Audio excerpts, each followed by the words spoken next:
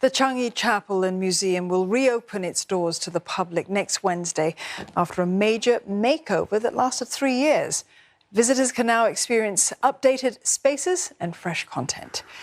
You'll get to see this 400-page diary written by a civilian internee, a Kodak baby brownie camera, as well as this bamboo and coconut fiber toothbrush that was used during the Japanese occupation. They're among over 80 items on display for the very first time. These artefacts tell the stories of prisoners and the challenges that they faced back then. Visitors can also step into this Changi prison cell replica. The cell, a highlight at the museum prior to its revamp, will now also feature recreated conversations between internees, offering a glimpse into their daily living conditions during that period. And for more, we're joined by Assistant Curator of the exhibition, Rachel Eng, and Malcolm Bowen, who's the son of a former Changi prison internee. Thank you both. Rachel, firstly, the revamp took several years. What was the process like, and how different is it compared to before? I think that what we really wanted to do with the revamp was to make sure that the focus on personal histories and stories was retained, especially because they carry so much emotional weight for the families and the visitors. And they speak for themselves, really, because that's the best way to find out more about how the internees lived through their own voices. We made sure to engage with a lot of the stakeholders, for example, the families of the ex-internees, as well as heritage and educational sort of stakeholders such as academics and youths, to sort of find out what they wanted to see during the revamp, but also to make sure that Changi remains significant for people to whom it mattered the most. Rachel, let's talk about the artefacts that are in the museum. You've got over 80 items on display for the very first time. How did your team retrieve so many of them that hadn't been displayed previously? So I think this is one of the nice stories of Changi Chapel and Museum, is that Changi remains such a significant point in many people's lives all over the world. And what we found with Changi was that even though we did set out to collect specifically Changi items, we didn't have to try very hard, because family members of the internees would write in directly to us offering to donate things. And I thought this was very moving, because it shows how significant Changi remains to many people, and also that these people are so generous and willing to share these stories with us today. For example, Malcolm, who's with us today, wrote an email to the museum asking if we wanted to take in the songbook that he had, and that, of course, we took it. And Malcolm, let's come to you. Your father served in the British artillery and was captured when Singapore was surrendered in 1942. What war stories did he share that left the biggest impression on you? I think that's very difficult, because prisoners of war didn't really want to open up very much, and my father for a long time didn't. He actually kept diaries whilst he was a prisoner of war, and the diaries that he kept, he wanted them to do the talking.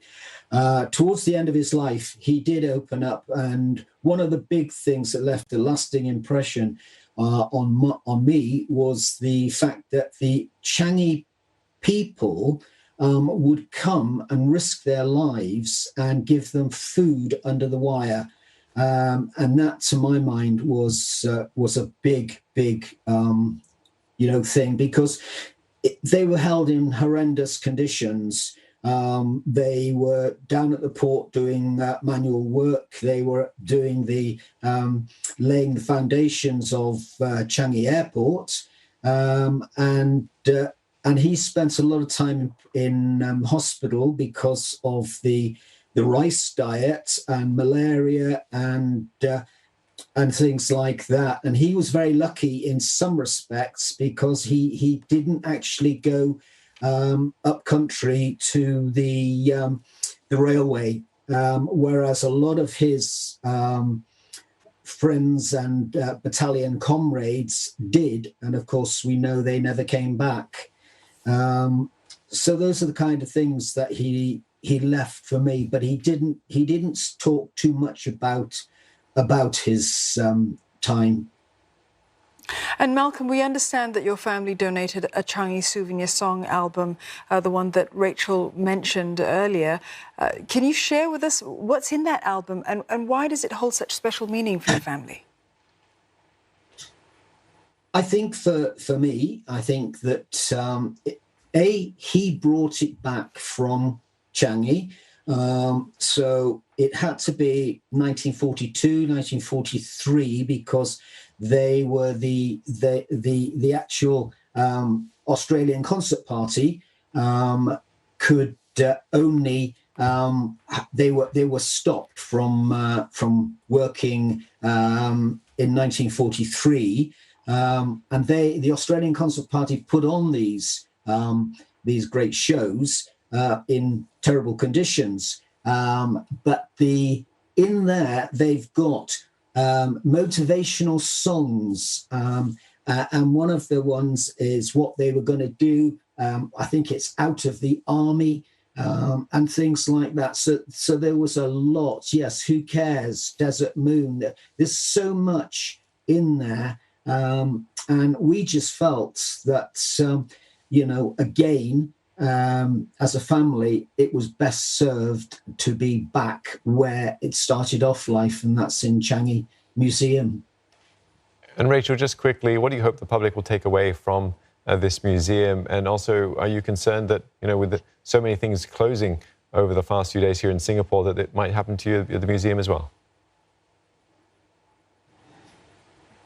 In terms of what people might take away, I hope that the personal stories that we present in the museum will be a point of connection with the visitors, and they will help people to sort of understand or at least empathize with what these people went through and the values and that sustained them throughout these difficult conditions. We are going to make sure that safety is obviously the priority for the museum, and we will be operating under safety measures such as limited capacities, and we do encourage people to pre-book their tickets before coming. So hopefully we will make sure that safety is of paramount concern to the visitors. Rachel, Malcolm, thank you very much. We've been speaking there with Rachel Eng, Assistant Curator from the National Museum, and Malcolm Bowen, he's the son of a former Changi prison internee.